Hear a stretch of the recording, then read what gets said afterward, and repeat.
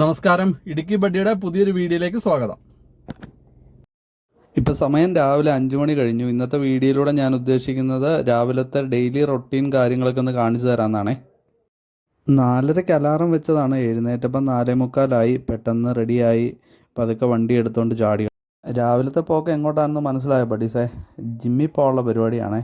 ഇപ്പം കഴിഞ്ഞ 5-6 മാസമായിട്ടുള്ള നമ്മുടെ ഒരു രാവിലത്തെ മുടങ്ങാതെയുള്ള പരിപാടിയാണ് ജിമ്മിൽ പോക്ക്.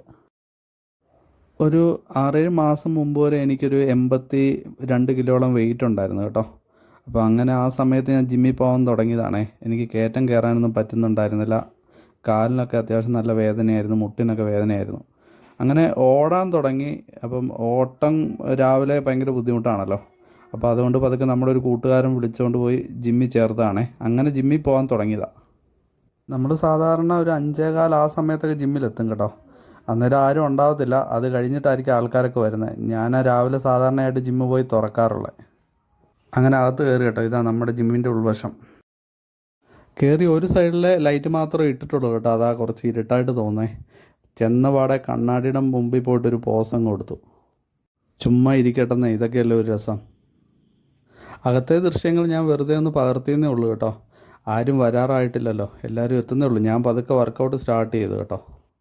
വർക്കൗട്ടിനിടയ്ക്ക് ഞാൻ പള്ളിയിൽ പോകാറുണ്ട് കേട്ടോ. അങ്ങനെ വണ്ടി എടുത്തുകൊണ്ട് പള്ളിയിൽ പോകാൻ വേണ്ടി ഒന്ന് ഇറങ്ങിയതാണേ. നേരം വെളുത്ത് വരുന്നേ ഉള്ളൂ കേട്ടോ. നാടും നഗരമൊക്കെ സജീവമായിട്ട് വരുന്നേ ഉള്ളേ. നല്ല ഭംഗിയല്ലേ ഇങ്ങനെ കാണാൻ. രാവിലെ നേരത്തെ എഴുന്നേറ്റാൽ തന്നെ നമുക്കൊരു നല്ല എനർജി കിട്ടും. ഞാൻ പതുക്കെ പള്ളിയിലേക്കുള്ള വഴിയിലേക്ക് കയറി കേട്ടോ. ഞാൻ എത്തുമ്പോഴത്തേക്ക് തന്നെ പള്ളിയിൽ പ്രാർത്ഥന തുടങ്ങിയിട്ടുണ്ടായിരുന്നു. ദൂരെ നിന്ന് 2-3 മിനാരങ്ങൾ കാണുന്നില്ലേ ബഡീസ? ഇതാണ് നമ്മുടെ പള്ളി. കാണാൻ നല്ല ഭംഗിയല്ലേ? പ്രാർത്ഥന തുടങ്ങിയതുകൊണ്ട് തന്നെ ഞാൻ പെട്ടെന്ന് വണ്ടി ഒതുക്കിയിട്ട് ഇറങ്ങി ചെന്ന് പള്ളിയിലെ നിസ്കാരത്തിലൊക്കെ പങ്കെടുത്തു കേട്ടോ. അങ്ങനെ നിസ്കാരമൊക്കെ കഴിഞ്ഞ് ഞാൻ പതുക്കെ പള്ളിയിൽ നിന്ന് വെളിയിൽ ഇറങ്ങിയേ. ഇനി വീണ്ടും ജിമ്മിലേക്ക് പോകണം. ഞാൻ തിരിച്ചെത്തിയപ്പോഴത്തേക്കും ജിമ്മൊക്കെ ആക്റ്റീവായിട്ടുണ്ടായിരുന്നു. എല്ലാവരും വർക്കൗട്ടൊക്കെ സ്റ്റാർട്ട് ചെയ്തേ. ചെന്ന ഉടനെ ഞാൻ എൻ്റെ ഒരു വീഡിയോ അങ്ങ് പിടിച്ചു. ഒന്നും നോക്കിയില്ല.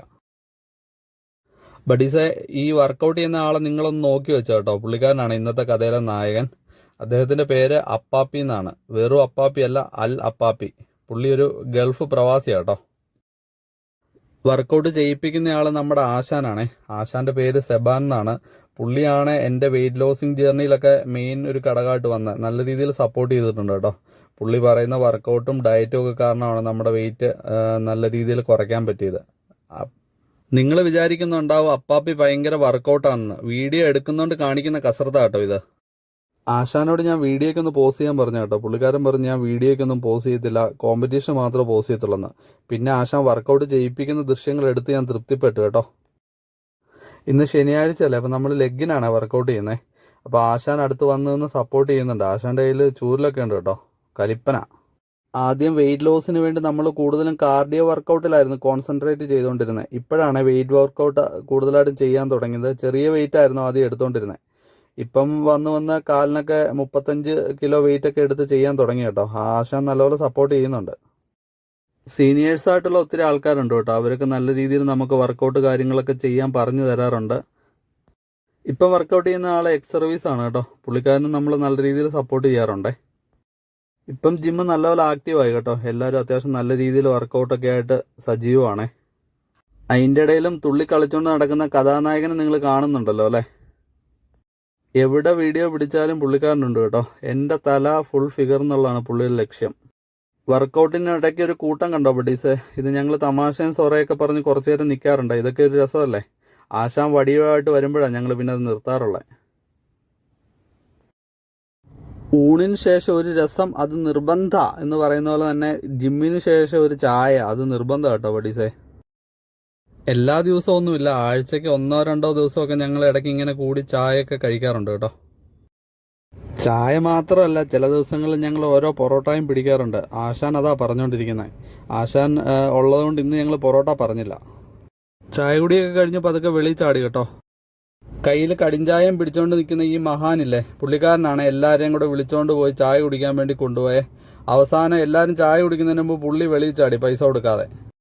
എല്ലാം കഴിഞ്ഞിട്ട് എലി പുന്നല് കണ്ട പോലെ ഒരു ചിരി ഉണ്ടല്ലോ, അതാ പുള്ളിയുടെ ഹൈലൈറ്റ്.